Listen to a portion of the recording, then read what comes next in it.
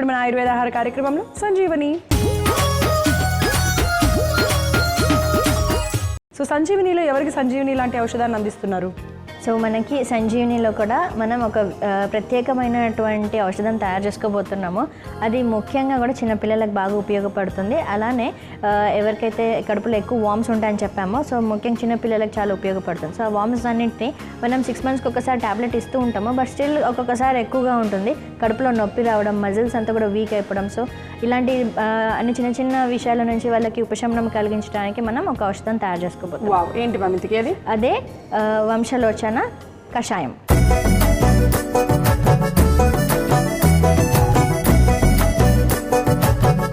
వంశలోచన కషాయం తయారు చేసుకోవడానికి కావాల్సిన పదార్థాలు తెలుసుకుందాం.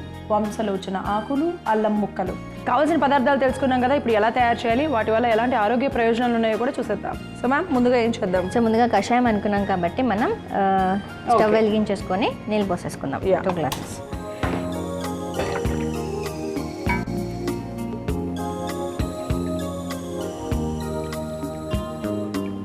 సో ముందుగా వంశలోచన ఆకులు అంటే చాలా మందికి తెలిసి ఉండదు. దొరుకుతాయి అసలు మనకి? వంశలోచన అంటే ఏమీ లేదు, బ్యాంబూ.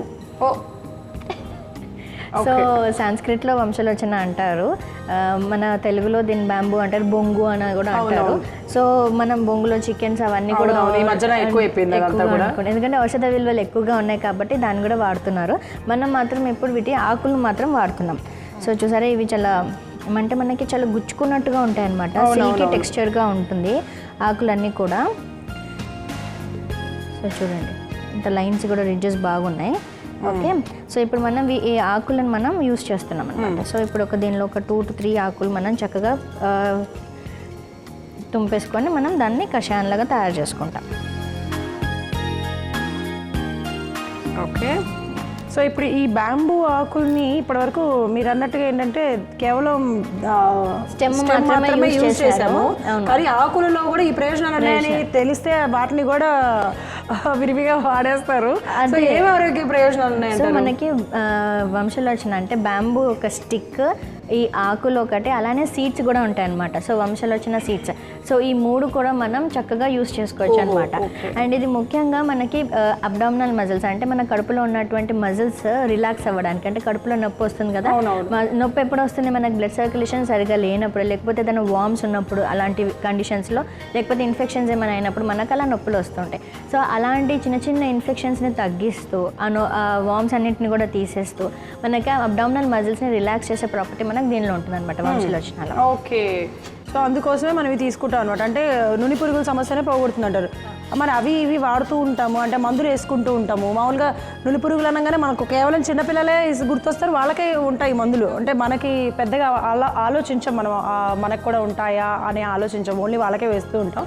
సో ఇది చిన్నవాళ్ళ దగ్గర నుంచి పెద్దవాళ్ళ వరకు వేసుకోవచ్చు. నేను దాని గురించి చెప్తాను. అంతకంటే ముందు ఏం చేద్దామంటే మనం ఈ అల్లం ముక్కలు ఉన్నాయి కదా, సో అవన్నీ కూడా వేసేద్దాం. మనం అన్ని వేసేద్దాం. అన్ని వేసేసి మంచిగా కషాయం లాగా తయారు చేసుకుందాం. కప్పు అల్లం ముక్కలు. సో ముఖ్యంగా నులి పురుగులు అంటే ఓన్లీ చిన్నపిల్లలకే కాదండి, పెద్దవాళ్ళకు కూడా వస్తుంది. అండ్ ముఖ్యంగా మనకి గర్భిణీ స్త్రీలకు ఖచ్చితంగా వాళ్ళకి అంటే ఫస్ట్ ట్రైమిస్టర్లో ఒక 4th month వచ్చేంత వరకు కూడా ఒక డోస్ ఆఫ్ ఆల్బెండజోల్ కానివ్వండి, లేకపోతే నులి పురుగులు తొలగిపోవడానికి కావాల్సిన మందులు ఖచ్చితంగా ఇస్తారనమాట. అలానే పెద్ద వయసులో ఉన్న వాళ్ళకు కూడా కడుపులో నొప్పి ఎక్కువగా రావడం, లేకపోతే కాన్స్టిపేషన్ ఉండడం, అరగకపోవడం సమస్యలకి కొన్నిసార్లు ఈ నులి పురుగులు కూడా ఉంటాయి. అంటే మనం ఎంత హ్యాండ్ హైజీన్ మెయింటైన్ చేసినప్పటికీ మనకి ఏదో రకంగా మనకి వాటర్ ద్వారానో లేకపోతే ఎలాగైనా మన బాడీలోకి వెళ్ళిపోతూ ఉంటాయి. సో మనం అప్పుడప్పుడు మనం ఎలా డీటాక్సిఫికేషన్ చేసుకుంటూ ఉంటామో అలానే ఈ నులి పురుగులను కూడా, లేకపోతే కడుపులో ఏదైనా టాక్సిన్స్ ఉన్నా కానీ ఎలిమినేట్ చేసుకోవడానికి ఇలాంటి కషాయాలు తరచుగా తీసుకుంటూ ఉండాలి. ఓకే, సో చిన్నపిల్లలు అయితే ఏమవుతుందో, పెద్దవాళ్ళు అయితే ఏమవుతుందో తీసుకోవాలి. చిన్నపిల్లలకైతే మనం అట్లీస్ట్ ఒక 5 to 10 ml వరకు ఇవ్వచ్చు అనమాట. వాళ్ళకి ఒక 2 to 3 days are the maximum ఒక 5 days వరకు కూడా ఇవ్వచ్చు. అండ్ పెద్దవాళ్ళకి మాత్రం మనం 10 to 20 ml ఒక 10 to 15 days వరకు ఇస్తే సరిపోతుంది. ఓకే, సో మరి ఇప్పుడు ఇది మరిగినట్టులో కలర్ ఏమైనా వస్తుందా?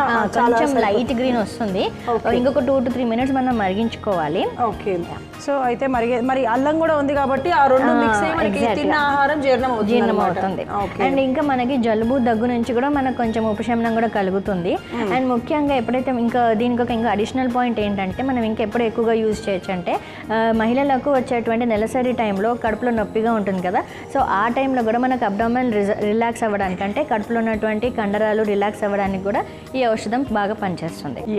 సో ఇప్పుడైతే స్టవ్ ఆఫ్ చేసేస్తున్నాను. మంచిగా మరిగిపోయింది అండ్ లైట్ గ్రీన్, మీరు చెప్పినట్టు ఆ లైట్ కలర్ అయితే వచ్చింది, గ్రీన్ కలర్. సో ఇప్పుడు మనం వడపోసేసుకుందాము.